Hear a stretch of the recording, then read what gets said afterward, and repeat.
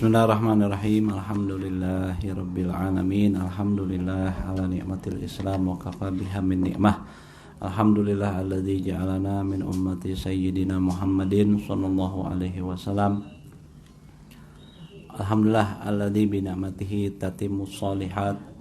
Allahumma shalli wa sallim ala sayyidina Muhammadin al-Fatihi lima ughliq wal khatimi lima sabaq nasiril haqqi bil haqq wal hadi ila siratikal mustaqim wa ala alihi wa sahbihi haqqa qadrihi wa miqdarihi azim. Subhanaka la ilma lana illa ma 'allamtana innaka antal alimul hakim. Allahumma rabbi shrah li sadri wa yassir li amri wahlul 'uqdatam min lisani yafqahu qawli wa saddid qawli wahdi qalbi bihaqqi sayyidina Muhammadin sallallahu alaihi wasallam. Allahumma ya fattahu ya alim iftah alaina fathan qariba. Ya Fattahu ya Alim, ya Fattahu ya Alim, ya Fattahu ya Alim. Bismillahirrahmanirrahim. Nawaitu ta'alluma wa ta'lim wa tadhakkura wa tadhkir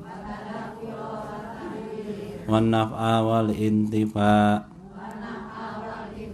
wal ifadata wal istifadah wal hasa ala tamasuki bi kitabillah wa sunnati rasulillah wa da'a ilal huda wa dilalata alal khair ibtigha'a mardatillah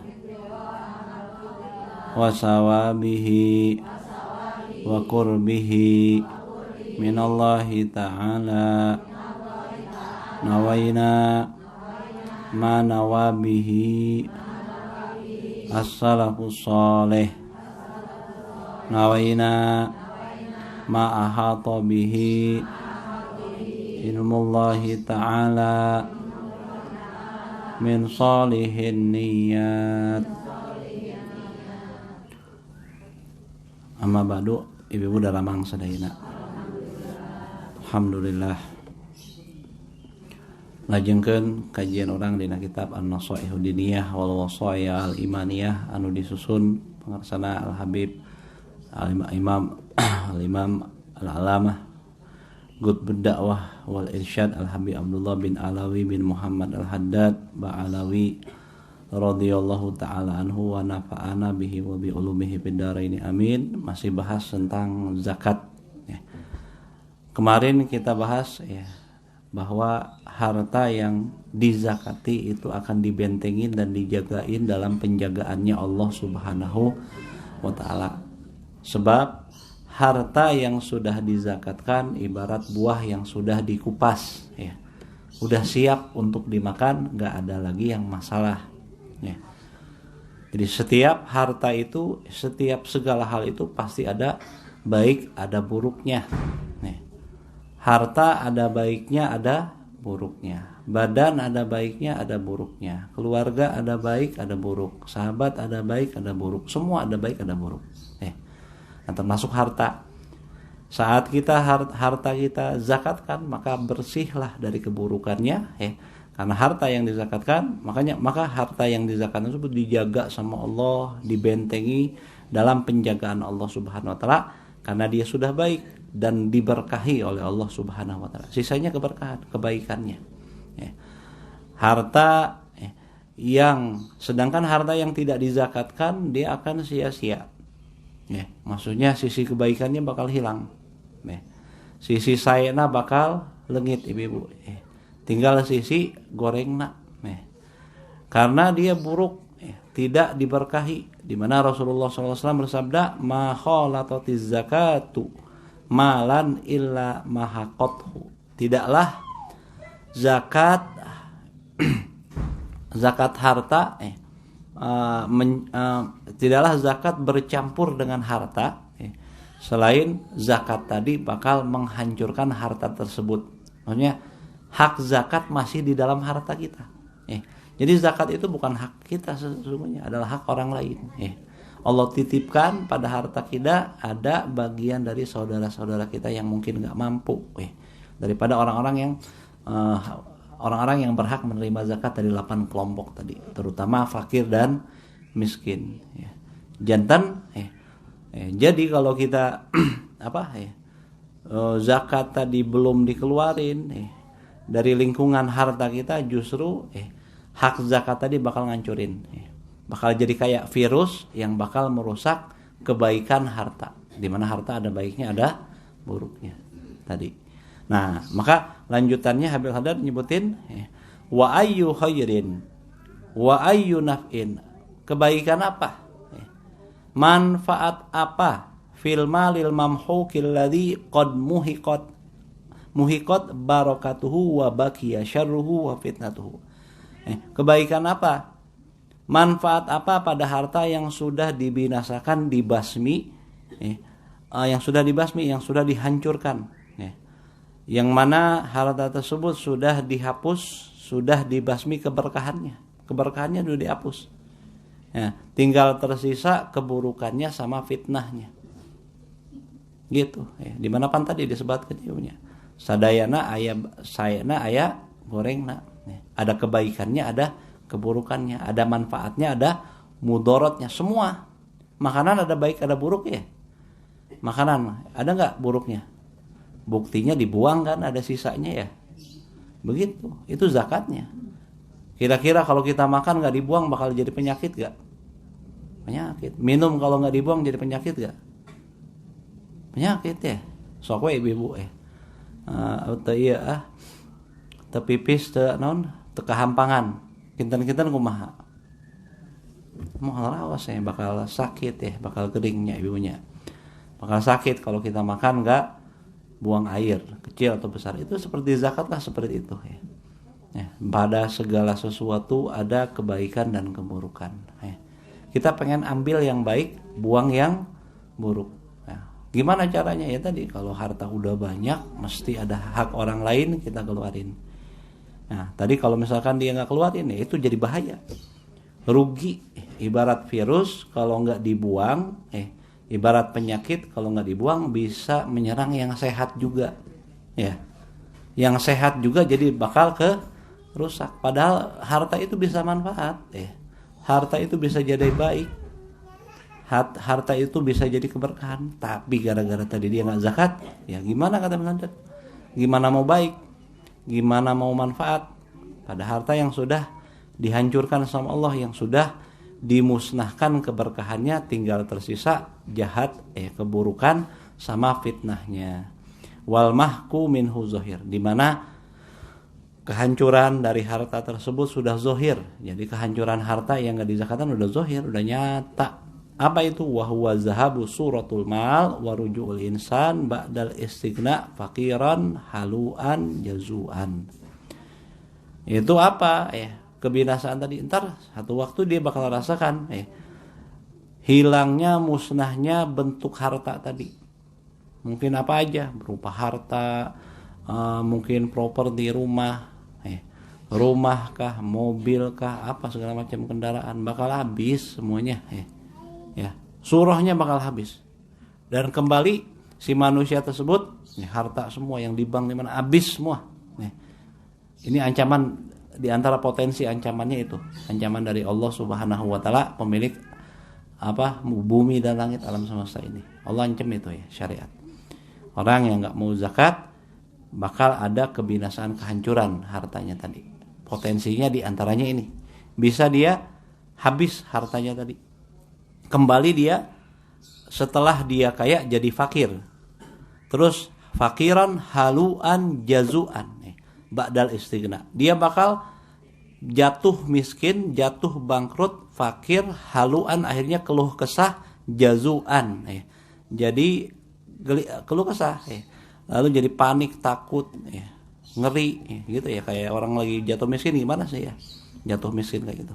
Ini ancaman dari syariat. Mutabarriman biqada'illah, sampai akhirnya dia merasa jemu, kesal dengan ketetapan Allah Subhanahu wa taala. Padahal dia sendiri yang salah. Ketika dia kaya, dia nggak mau ingat sama Allah, nggak mau ingat perintah Allah untuk mengeluarkan zakat pada orang-orang yang membutuhkan di sekitarnya. Nah, begini nih ya. Semuanya titipan Allah, semuanya kembali sama Allah. Jangan suka lupa diri. Masya Allah, banyak orang lupa diri ya. Dengan hartanya, dengan macam-macam halnya nih ya. Wa minal mahki mahkun batinun, di antara bentuk kehancuran tadi ada juga mahkun batinun, kehancuran yang tersembunyi, yang batin sifatnya. Tezohir iya mah ibu, mun tadi mah zohir, jatuh miskin, jatuh bangkrut. Ada orang yang nggak zakat itu dikasih kehancuran yang zohir. Tapi ada juga kata Imam Haddad, orang yang hancurnya bukan hancur zohir tapi hancur batin. Wah, ini lebih berat ibu ya. Apa tuh? Yaitu wahwa an yakuna, mana tadi? Ada yang kelewat bentar. Wa qad waqa'a dzalika li halqin katsirin minal mutasahhilina bi amri zakah. Di mana tadi orang yang jatuh miskin, balik lagi ada yang ketinggalan teksnya. Orang yang jatuh miskin dengan kemiskinan yang zohir tadi, yang bangkrut, yang habis harta bendanya, mungkin sampai utang-utang kemana-mana gitu ya. Itu setelah terjadi sama banyak makhluk, banyak orang maksudnya. Daripada orang-orang yang meremehkan, menganggap enteng perihal zakat. Zakat dianggap enteng, sudahlah. Ini kan urusan saya yang kerja, saya yang usaha, hasil kepintaran saya, hasil jerih payah saya, hasil keringat saya. Kan gitu tuh, kadang suka sombong ya. Padahal kalau nggak dibantu Allah, mustahil dia bisa dapat. Semuanya bantuan Allah. Betapa banyak orang kadang-kadang yang pendidikannya biasa aja tapi bisa kaya ya. Nggak sedikit juga orang yang pendidikannya luar biasa tinggi tapi ya kayaknya standar aja ya. Jadi semuanya dari Allah. Dia lupa sama Allah. Nah gitu. Nah, banyak terjadi tuh orang bangkrut gara-gara ngeremehin urusan zakat. Silahkan diperiksa. Banyak orang yang hancur gara-gara zakat dengan kehancuran yang zohir. Tapi ada juga zohirnya nggak hancur tapi batinnya hancur. Kehancuran yang tersembunyi, yang tak mungkin nggak kerasa secara fisik. Tapi secara maknawi dia kelihatan. Gimana tuh? Mahkun batinun wa huwa an yakunal malu fis surah maujudan wa kasiran. Adapun kehancuran batin tadi kehancuran zahir, jatuh bangkrut. Kalau ini kehancuran batin, nggak zahir, nggak nyata, nggak tampak oleh mata. Itu hartanya ada, dalam bentuknya fisiknya ada, mobil ada, rumah ada, masih gedong, mobil masih banyak, tanah masih luas. Tabungan di bank atau di mana simpanannya banyak masih maujudan wa kasiran, banyak, ada dan masih banyak fisiknya mah. Walakin la yantafi'u bihi sahibu, akan tetapi harta yang banyak tadi tidak bermanfaat sama pemiliknya. Hartana henteu aya manfaatan ka anu gaduhna. Enak gak? Kok ada harta nggak bisa dimanfaatin?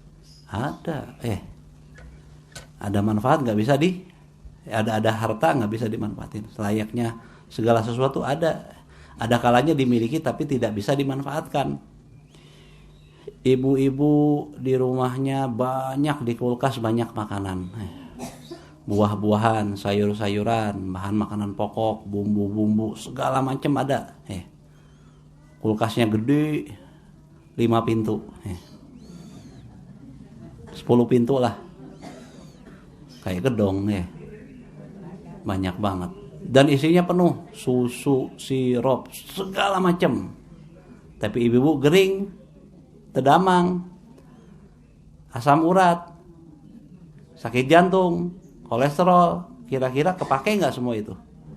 Ya enggak. Itu contoh ya.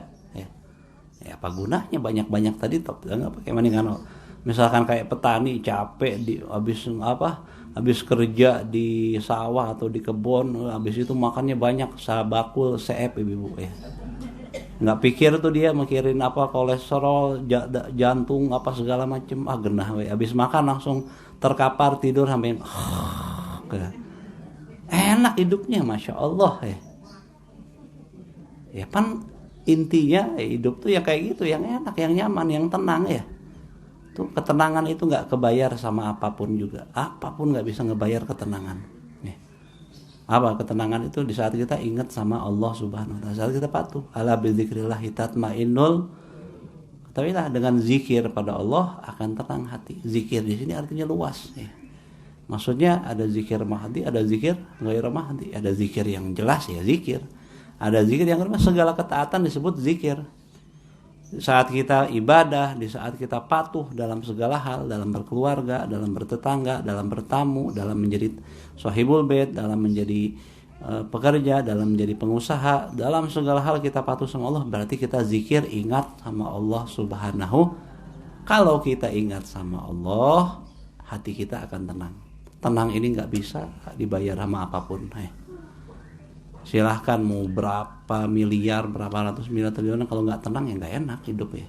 Hidup tuh tenang. Kalau udah tenang makan apapun enak.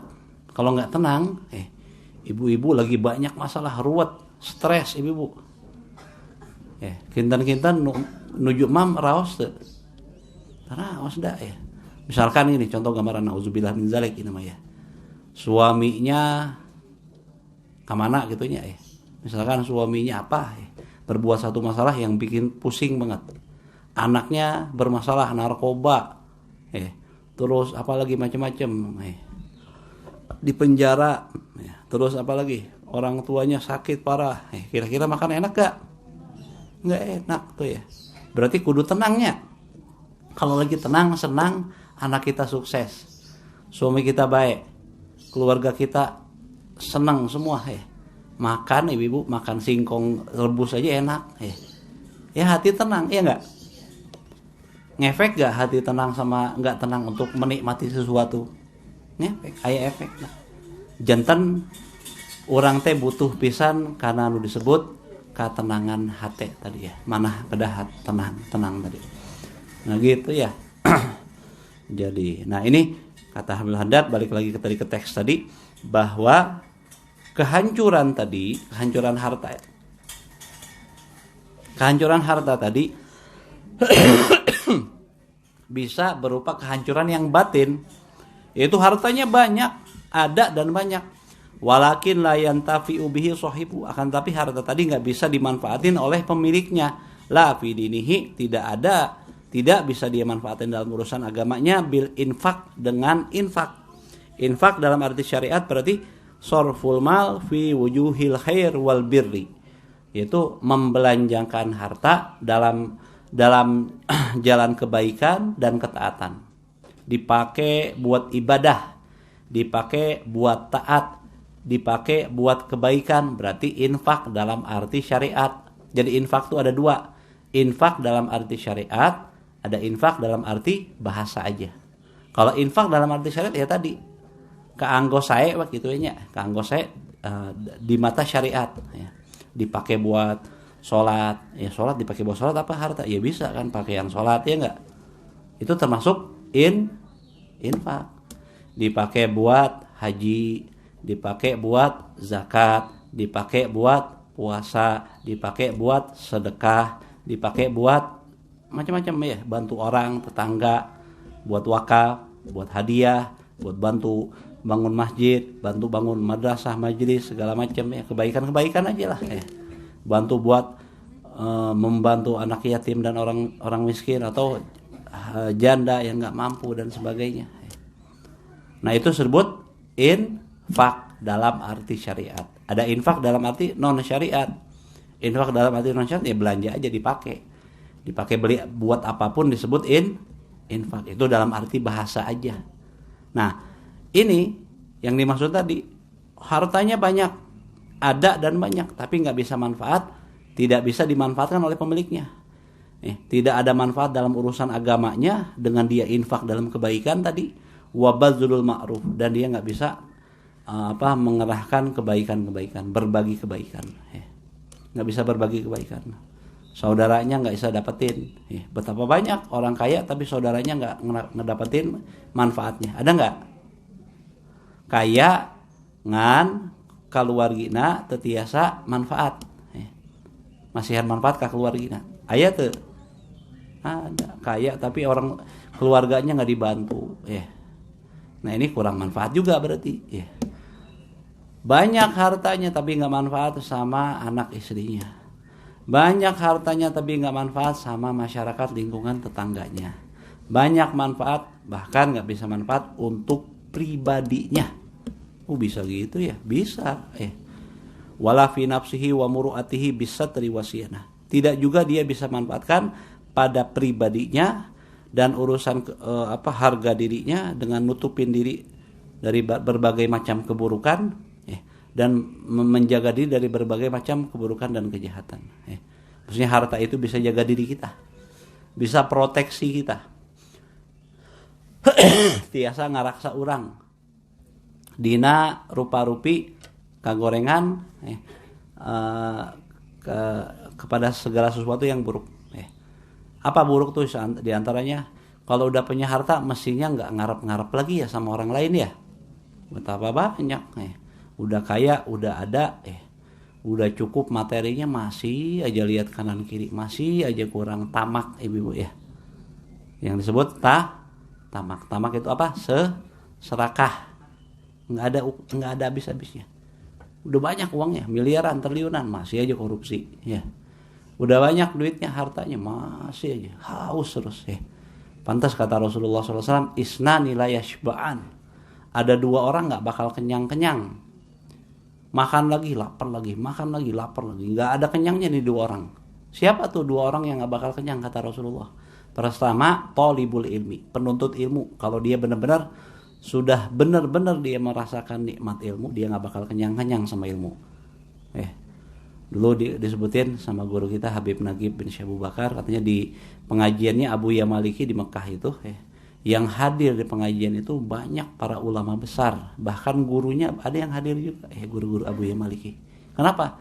Saking mereka pengen mendapatkan keberkahan ilmu.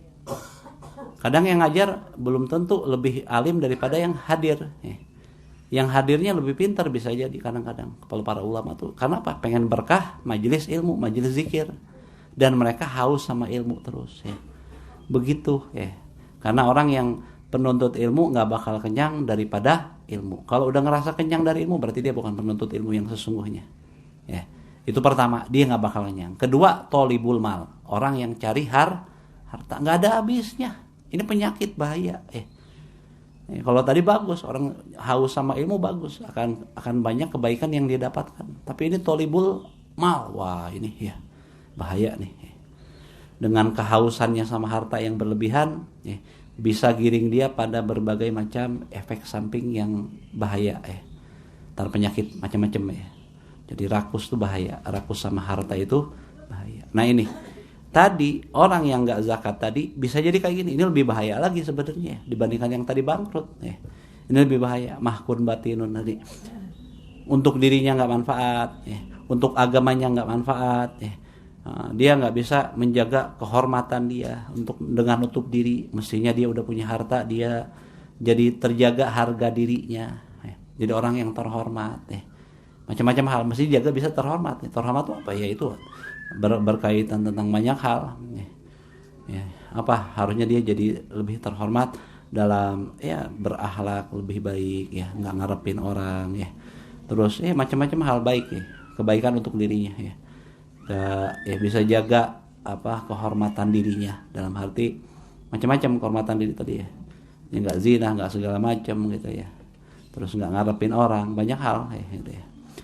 Wa ma'adzalika, selain itu, selain dia nggak bisa manfaatin untuk agamanya dengan infak dan berbagi kebaikan, nggak bisa bermanfaat untuk dirinya dan untuk kehormatan dirinya dengan menutupi dirinya daripada berbagai macam aib dan membentengi dirinya daripada berbagai macam kekurangan. Selain itu dia juga tadarraru bihi tadarruran katsiran. Dia dirusak dengan hartanya tadi. Dirugikan dengan hartanya tadi dengan kerusakan yang begitu banyak. Rusak sama harta. Banyak nih orang rusak sama harta. Gimana biimsakihi an haqihi? Dengan dia menjaga mempertahankan hartanya daripada hak yang semestinya dia lakukan. Membantu orang lain dan sebagainya. Jadi pelit maksudnya ya. Tuh. Ini jadi mudarat sama dia, bahaya. Dia nggak mau mengeluarkan hak-haknya harta tadi, macam-macam hal. Wa wad'uhu fi ghairi wajhi, dan kedua disebut dirugikan dengan harta, rusak sama harta, dengan dia menggunakan harta di bukan jalan harta, yang bukan jalan semestinya. Gimana disebut orang menggunakan harta bukan pada jalannya? Imma bi infaqihi fil ma'asi wal iyadzubillah. Boleh jadi hartanya tadi dipakai buat maksiat sama Allah, untuk membangkang Allah Subhanahu wa taala. Betapa banyak orang udah berharta, udah sombongnya luar biasa, saking sombongnya berani maksiat sama Allah, berani kadang memusuhi tokoh-tokoh hamba-hamba Allah, tokoh solihin, orang-orang soleh, para ulama. Gitu banyak, masya Allah banyak, sekarang makin banyak, gitu ya. Nah ini bisa dengan infak, dengan maksiat, macam-macam maksiat itu ya, kerusakan dirinya atau kerusakan orang lain. Wa imma fi syahawatil bahimiyah allati la naf'a fiha wa la hasilalaha. Dan boleh jadi lagi yang disebut rusak sama harta tadi saat dia menggunakan pada bukan jalannya, yaitu dengan dia membelanjakan, memakai harta tadi untuk memenuhi syahwat hewannya, karena manusia punya sifat banyak, ibu, disebutin sama Syekh Nawawi dalam syarah Bidayatul Hidayah Marokil Ubudiyah. Beliau nyebutin bahwa seorang manusia itu punya potensi banyak. Ada potensi malaikat yang cenderung ibadah terus, ada tuh ibadah, ingat sama Allah, patuh terus sama Allah. Ada manusia punya sifat malakiyah, sifatnya para malaikat, yaitu senang ibadah, senang taat sama Allah. Ada sifat rabbaniyah, sifat ketuhanan, yaitu suka membantu, berbagi dan sebagainya. Terus ada sifat lagi insaniyah, suka lupa. Ada sifat bahaimiyah, ada sifat hewan. Atau hewan itu apa? Makan semakan-makannya, minum seminum-minumnya, seks gimana semau-maunya, di mana aja, nggak pakai rumah ya, ada kamarnya nggak dia? Kalau kebo ibu kalau kerbau kalau kambing misalkan tuh pengen sama lawan jenisnya, kira-kira masuk kamar dulu, malu gitu ya? Enggak kan? Maunya semaunya aja, siapa pakai nikah nggak kawin. Gitu. Ada juga sifat syaitaniyah, sifat setannya ada, suka ngegoda orang baik digoda-goda jadi jahat, orang jahat digoda-goda jangan sampai baik, gitu. Ada sifat setan juga. Jadi semua manusia punya sifat itu. Sifat malaikatnya ada, sifat ketuhanannya ada, itu yang rahmat rahim segala macamnya. Ada sifat manusianya yang kan suka lupa. Ada sifat hewaniyahnya ada sifat setannya juga ada. Mana yang dia dahulukan, mana yang dia kuatkan, jadilah nilai dia di situ. Kalau dia suka ibadah, jadi dia seperti malaikat. Kalau dia menguatkan sifat rabbaniyahnya, jadi hamba Allah yang istimewa. Gitu ibu ya. Nah ini orang yang nggak manfaat, yang nggak zakat tadi, dia bakal dapat kun mahkun batinun, diantaranya dia dapetin kerugian yang banyak, rusak dengan hartanya, dengan menggunakan harta tersebut bukan pada jalannya, yaitu diantaranya dengan menggunakan harta tadi untuk pemenuhan syahwat hewaniyahnya, yang nggak ada manfaat sebenarnya pada dia, nggak ada hasilnya dari pemenuhan harta syahwat hewaniyah tadi. Makan aja, buat minum aja, buat hal-hal kayak itu mabuk-mabukan segala macam, hidupnya gitu aja, pagi siang sore malam, habis buat syahwatnya, lupa sama Tuhannya, lupa buat kebaikan dirinya, lupa buat berbekal untuk kehidupan yang abadi di akhirat kelak. Nah ini naudzubillah min zalik, di antara salah satu yang disebut mahkun batinun, kerusakan yang batin. Fisik nggak ada, hartanya tetap banyak, tapi bahaya, dia makin jauh sama Allah Subhanahu wa asa, ibu gitu. Takut nggak sama yang kayak gini? Takut, kita nggak mau. Kita pengen semua manfaat. Kalau punya anak yang manfaat, punya suami yang manfaat berkah, punya istri manfaat berkah, tetangga manfaat berkah, semuanya saudara manfaat berkah, termasuk harta manfaat berkah, ilmu manfaat berkah, gitu. Biar manfaat gimana? Ikut aturan Allah. Allah atur begini, ada yang baik, ada yang buruk. Yang buruknya buang. Huzma sofa wada'il kadar, ambil yang jernih, buang yang buruk, yang buruk pergihin ya.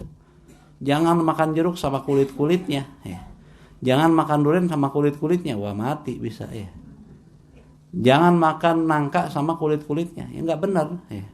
Itulah gambaran orang yang gunakan harta tanpa peduli sama zakat ya. Zakat cuma berapa dia nggak mau bayar juga. Nauzubillahi min zalik. Ya kita mah mungkin dari kita mah banyak yang nggak belum wajib zakat ibu ya, jarang wajib zakat, paling zakat fitrah orang banyak. zakat harta mah pan nunggu waktu yang cukup itu ini nisabnya ya. Ya semoga aja kalau kita niat baik insya Allah Allah sampaikan ya. Pengen nggak ibu-ibu zakat? Pengen ya. Kaya heula pan ya. Kudu kaya heula nya. Ayeuna mah atuh kumaha ya. Senin Kamis kadang kita juga ya. Alhamdulillah masya Allah ya. Tapi alhamdulillah Allah kasih kita terus ya. Zaman apapun, sesulit apapun, alhamdulillah masya Allah. Makanan dapur tetap ngebolnya ibunya. Syukur, alhamdulillah ya. Yang penting kita perhatian kita bagaimana ibadah kita bisa hidup ya. Zikir kita bisa hidup. Upaya pembekalan diri kita untuk negeri ukhrawi bisa hidup. Paling fokus itu ya. Jangan fokus masalah urusan materi aja. Yang gak ada benar-benarnya antar ya. Gak bakal bisa istiqomah ya. Gitu ya. Nah terus wa amma man zakat, lalu menolak zakat itu fahwa min akbaril kabair. Itu merupakan dosa besar yang paling besar. Dosa besar itu banyak ya. Tapi paling besarnya dosa besar diantaranya menolak bayar zakat. Alim bayar zakat teh ya. Bunga itu kan hasil usaha orang naon riwuh-riwuh maneh ya gitu ya. Hasil usaha dia lupa bahwa situ ada bantuan Allah. Wa qad waradat fihi anillahi wa rasuli, di mana telah datang riwayat mengenai orang yang menolak bayar zakat dari Allah juga dari Rasulullah, tasydidatun hailatun. Apa yang datang dari Allah dan Rasulullah riwayatnya tentang bagaimana penegasan Allah dan Rasulnya yang begitu menakutkan. Allah tegaskan, Allah ancaman dengan ancaman yang tegas dan menakutkan, mengerikan, wa tahdidatun azimatun, dan ancaman-ancaman yang amat besar dari Allah Quran, dari Rasulullah, dari hadis Rasulullah, wa yuhsya, di mana dikhawatirkan, ini yang paling serem dikhawatirkan alamani zakat bagi orang yang nolak bayar zakat min su'il khotimah, daripada su'ul khotimah, meninggal dalam keadaan tidak membawa iman Islam. Nauzubillahi.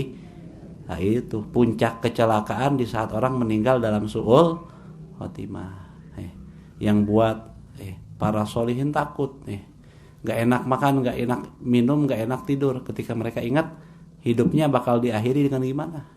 Makanya banyak orang soleh sekalipun masih takut. Yang ahli istiqomah, para aulia, para solihin, para nabi. Nabi Yusuf alaihissalam nyebutin apa?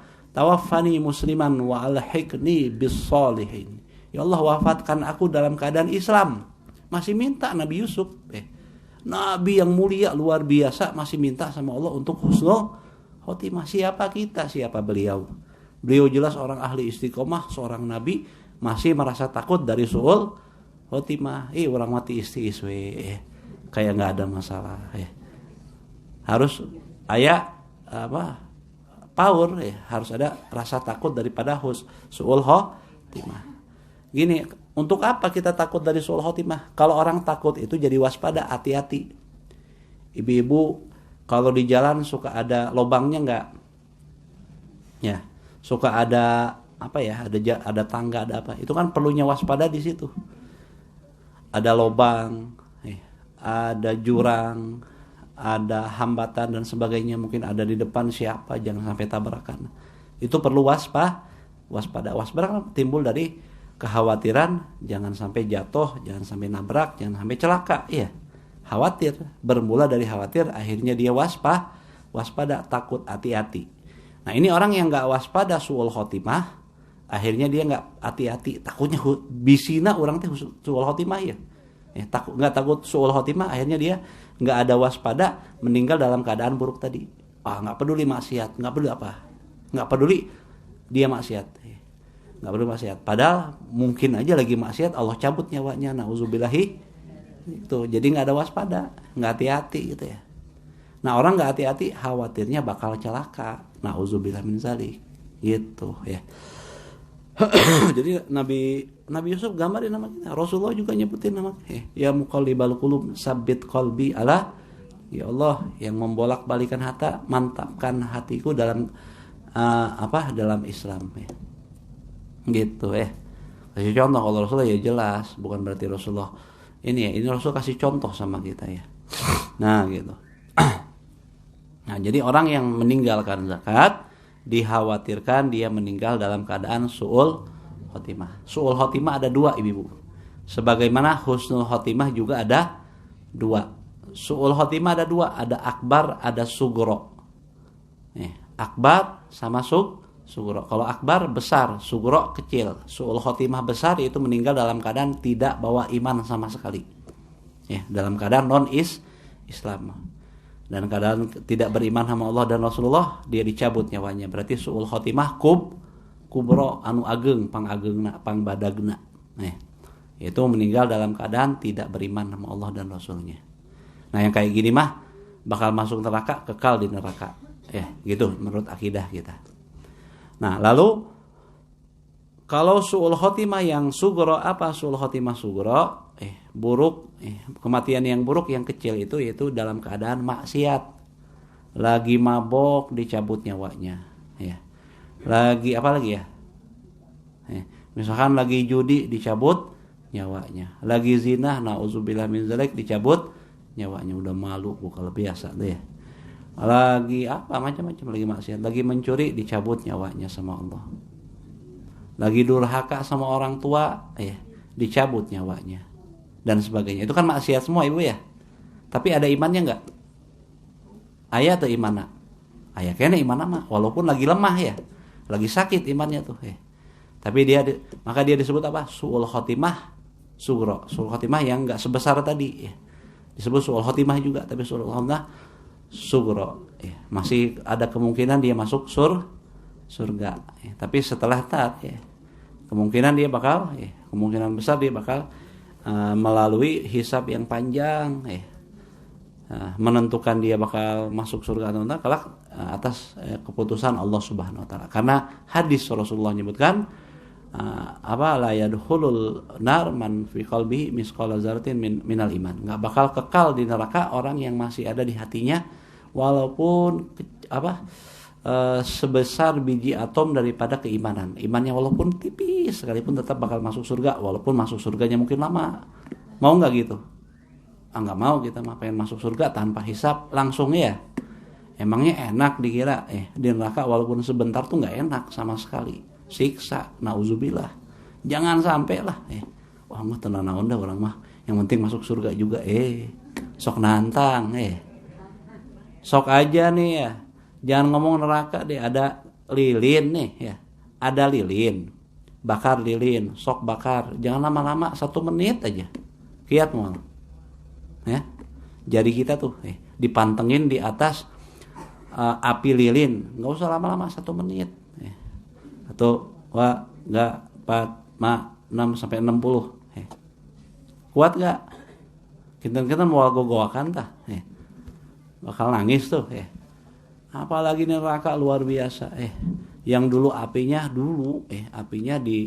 dilemparkan ke bumi sebesar biji atom, bumi kepanasan sebumi cuman sebesar biji atom, sebesar biji jagung lah gitu atau sebesar biji jagung dilemparin ke dunia untuk biar dunia ada apinya, ternyata nggak kuat bumi jadi potong dengan sampai 10 potong kalau nggak salah baru bumi bisa nerima. Nih bumi yang sekarang nih ada apinya segala macam Itu dari neraka cuman sebiji jagung dipotong-potong lagi ibu.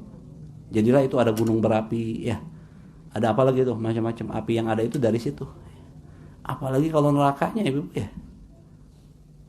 Pengen nggak masuk neraka?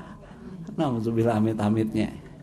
Nauzubillah min zalik Jangankan masuk neraka, ibu, baunya neraka itu 500 tahun perjalanan sudah kecium, busuk. Sebusuk-busuknya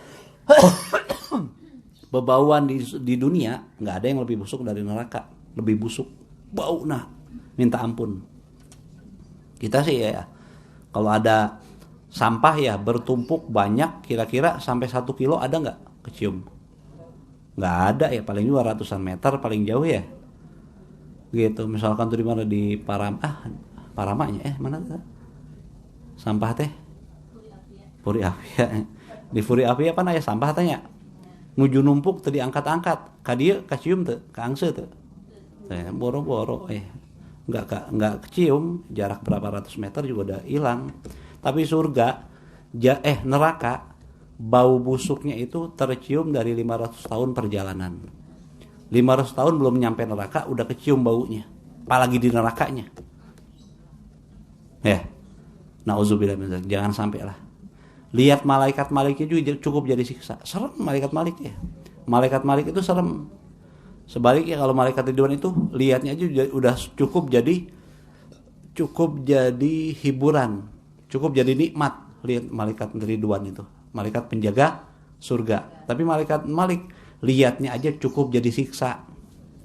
Ibu-ibu ke pasar, aya misalkan preman, awakna ageng, badannya gede preman di pasar, suaranya menggelegar, mukanya codet, matanya melototnya serem kayak mau makan. Nah, kira-kira ketemunya takut gak? Sia yang puncit sia. Kadang-kadang nggak usah diancam ya, digituin aja kita langsung ngadek-deknya. Ya, ketemu sama hal yang menyeramkan itu menjadi siksa juga. Atau gambarannya gini, ketemu sama ular, pendak sareng orai, sieun teh ibu. Ya, itu ketemu yang menyeramkan itu walaupun belum diapa-apain sudah jadi siksa. Nah, malaikat malik itu menyeramkan, nggak ganteng, beda sama malaikat Ridwan, ganteng banget malaikat Ridwan tuh ya, indah. Kalau nggak sebut ganteng sih, kalau malaikat itu bukan laki bukan perempuan tapi indah yang jelas ya. Begitu ya.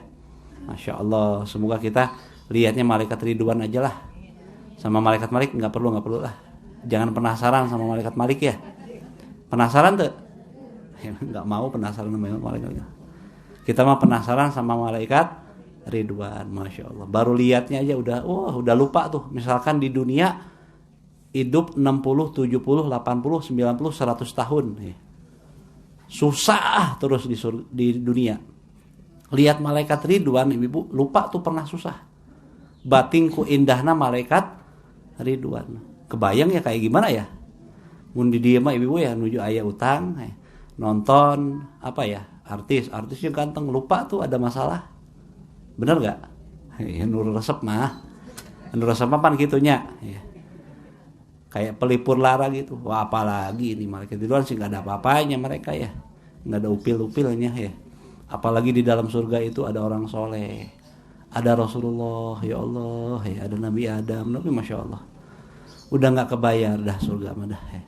Masya Allah ya. Tak gitu. Jadi ini nih yang paling mengerikan dari orang yang nolak bayar zakat, dia bakal meninggal dalam keadaan su'ul khotimah wal khuruj minad dunya ala ghairati millatil Islam, dan dia bisa keluar dari dunia ini dalam keadaan bukan berada dalam ajaran agama Islam, bukan dalam akidah Islam, artinya dalam keadaan kafir. Nauzubillah min dzalik. Jadi potensinya bisa su'ul khotimah kubro, bisa su'ul khotimah sugro. Dua-duanya nggak diinginkan sama kita ya. Kalau orang nolak bayar zakat. Wa qad yu'aqabu, di mana dulu pernah disiksa siapa? Qoblal maut, sebelum mati. Kama waqa'a zalika, sebagaimana telah terjadi zalika hal tersebut li Qarun min Bani Israil, kepada Qarun, seorang umat dari Bani Israil, umatnya Nabi Musa dan sepupunya Nabi Musa. Inna Qarun kana min qaumi Musa fabagha alaihim. Sesungguhnya Qarun itu disebutin dalam surat Al-Qasas ayat 76. Inna Qarun kana min qaumi Musa. Sesungguhnya Qarun itu dulunya dia adalah umat Nabi Musa. Fabagha alaihim. Namun dia berlaku zalim terhadap mereka, terhadap umatnya Nabi Musa. Artinya nggak mau bayar zakat, diantaranya disebutin. ngelawan. Asalnya ahli ibadah ibu-ibu. Tos kayak hilaf, lupa diri ya. Dulunya ahli ibadah Qarun itu. Pengikut setianya, orang yang paling alim dari muridnya Nabi Musa adalah Qarun dan sepupunya Nabi Musa. Nah, di mana Qarun itu namanya apa? Qarun bin Yashar bin Kohas bin Lawai bin Yakub alaihi salam. Jadi ke Nabi Yakub 1, 2, 3, 4. Keturunan keempat dari Nabi Yakub. Ya. Jadi namanya siapa? Qarun bin Yashar bin Kohas bin Lawai bin Yakub. Nah, di mana Nabi Musa bin Imran bin Kohas. Jadi satu kakek. Kalau Nabi Musa bin Imran bin Kohas. Kalau Qarun bin Yashar bin Kohas. Jadi Yashar sama Imran, orang tua mereka ini adik kakak.